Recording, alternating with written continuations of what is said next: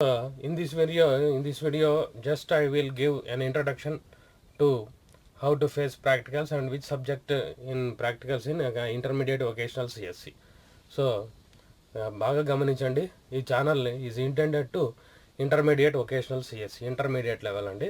So this is why because ఈ వీడియోలో అండి నేను ఈ ఇంటర్మీడియట్ వొకేషనల్కి సంబంధించి సిఎస్సి కంప్యూటర్ సైన్స్కి సంబంధించి ఏ సబ్జెక్ట్స్ ప్రాక్టికల్స్గా ఉంటాయి, ఫస్ట్ ఇయర్లో ఏం సబ్జెక్ట్స్ ఉంటాయి అండ్ సెకండ్ ఇయర్లో ఏం సబ్జెక్ట్స్ ప్రాక్టికల్స్గా ఉంటాయి అనేది ఈ వీడియోలో డీటెయిల్గా డిస్కస్ చేద్దాం. So once again thank you to my supporters and thank you who subscribe my channel.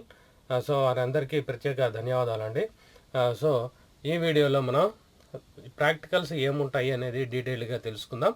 First year intermediate vocational సిఎస్సిలో, అదేవిధంగా సెకండ్ ఇయర్ ఇంటర్మీడియట్ వొకేషనల్ సిఎస్సిలో ఏం సబ్జెక్ట్స్ ప్రాక్టికల్స్గా ఉంటాయి అనేది మనం డిస్కస్ చేద్దాం.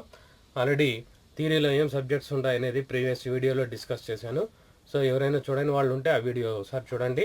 పైన కార్డ్స్లో వదిలేస్తానండి, అక్కడ మీరు క్లిక్ చేసినట్లయితే మీకు ఆ వీడియో అనేది ప్లే అవుతుంది, చూడొచ్చు.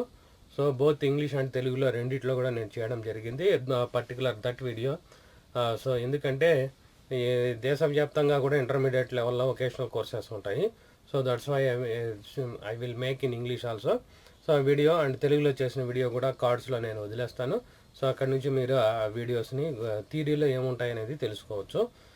సో ఆల్రెడీ జాయిన్ అయిపోయిన ఉంటారు స్టూడెంట్స్, సో వాళ్ళకి అది అవసరం లేదు. సో జాయిన్ అయిపోయిన స్టూడెంట్స్ ప్రాక్టికల్స్ని ఎలా ఫేస్ చేయాలి, ప్రాక్టికల్ సబ్జెక్ట్స్ ఏముంటాయి అనేది మాత్రం ఈ వీడియోలో డీటెయిల్గా మనం డిస్కస్ చేద్దాం.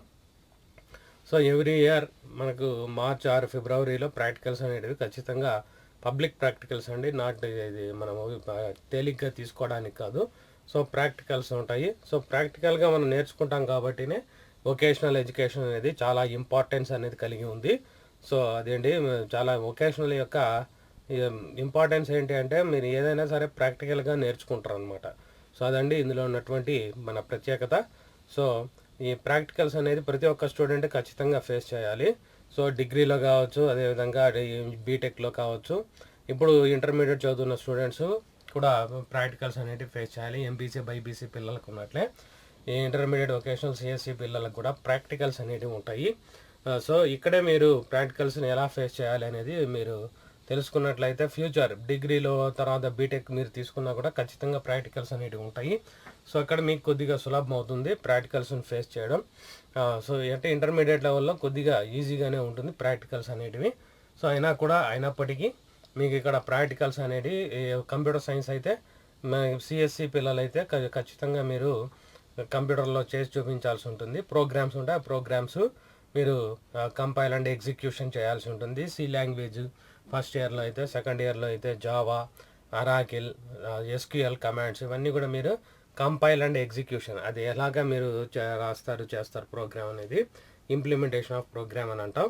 సో అది కంపల్సరీగా ప్రోగ్రామ్ కంప్యూటర్లో చేసి చూపించాల్సి ఉంటుంది. తర్వాత వైవా అనేది ఉంటుందండి. వైవా ఇంటర్వ్యూ బేస్, మనకు మీరు జాబ్కి వెళ్తే ఇంటర్వ్యూ ఎలాగా చేస్తారో ఆ విధంగా ఉంటుంది, మనకు వైవా ఉంటుంది. అదేవిధంగా డిగ్రీలో కూడా మీకు ఆ వైవా అనేది ఖచ్చితంగా ఉంటుంది.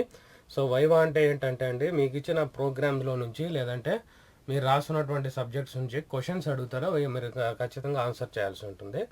సో మీరు ఆ రికార్డు అనేది మీరు గమనించినట్లయితే నేను ఆ రికార్డు కూడా డిస్క్రిప్షన్లో లింక్ ఇస్తానండి. ఏ సబ్జెక్ట్ ఈరోజు మనం ప్రాక్టికల్స్ ఉంటే ఆ ప్రాక్టికల్స్ అన్నీ కూడా మీకు డిస్క్రిప్షన్లో ఇస్తాను థియరిటికల్గా. సో అవి మీరు చూసినట్లయితే బోర్డ్ ఆఫ్ ఇంటర్మీడియట్ ఎడ్యుకేషన్ వాళ్ళు వైవా ఏం క్వశ్చన్స్ రావచ్చు అని ప్రతి ప్రోగ్రామ్కి, సి లాంగ్వేజ్ అయితే సి లాంగ్వేజ్, ఎస్క్యూఎల్ అయితే ఎస్క్యూఎల్, ఆర్డిబిఎంఎస్ లేదా డిసిసిఎన్, జావా, ప్రతి ఒక్కదానికి వైవా ఏం అడగచ్చు క్వశ్చన్స్ అనేటివి అందులో రికార్డులోనే ఇచ్చారు. సో ఒకసారి ఆ రికార్డ్స్ కూడా డిస్క్రిప్షన్లో లింక్ ఇస్తాను.